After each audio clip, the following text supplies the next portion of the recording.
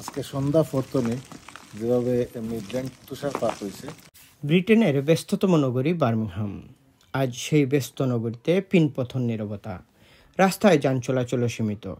সন্ধ্যার পর থেকে মিডল্যান্ডে ঠান্ডার পরিমাণ ছিল 0°C।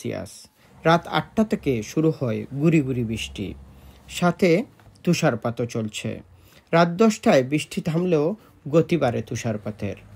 ও ঘন্টা 2-1 ধরে প্রচুর তুষারপাত, যেটা আবহাওয়া অধিদপ্তরে ওয়ার্নিং দেওয়ার কারণে মানুষ কেউ রাস্তাঘাটে বাইরে না।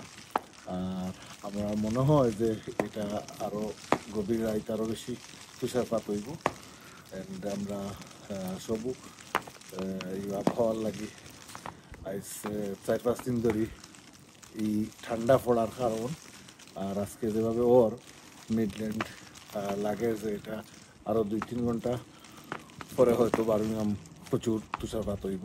বার্মিংহামের বিভিন্ন এলাকা রাত 12টায় ঘুরে দেখা যায় অন্য দিনের মতো ব্যস্ততা নেই। পুরো নগরী নীরব নিস্তব্ধ, রাস্তায় মানুষজনের চলাফেরাও সীমিত, যান চলাচলও করছে অতি সীমিত। পুরো শহরের বাড়িঘরের ছাদ, গাড়ি সবই সাদা দবদবে। তুষারপাতের ধারণ করা ভিডিও চিত্র দেখে মনে হচ্ছে মিডল্যান্ডে ভারী বর্ষণ কিংবা ঝড় বয়ে যাচ্ছে, কিন্তু না, এটি ঝড় বৃষ্টির ভিডিও চিত্র নয়, এটি তুষারপাতের চিত্রই। নীরব শহরে ঘুমিয়ে থাকা মানুষ সকালে উঠে দেখবেন প্রিয় বাড়ির ছাদ, ব্যবহারের গাড়ি, রাস্তাঘাট সবই সাদা দবদবে। এদিকে তুষারপাতের সাথে ঠান্ডার পরিমাণও মিডল্যান্ডে রাতের পর অনেক বেশি।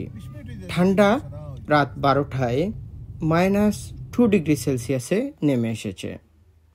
প্রশাসন ও আবহাওয়া অধিদপ্তরের থেকে সতর্কতা জারি করা হয়েছে, যাতে রাস্তায় মানুষ ও যান চলাচল সীমিত থাকে। গুরুত্বপূর্ণ রাস্তাগুলোতে যান চলাচলে সতর্কতাও আরোপ করা হয়েছে।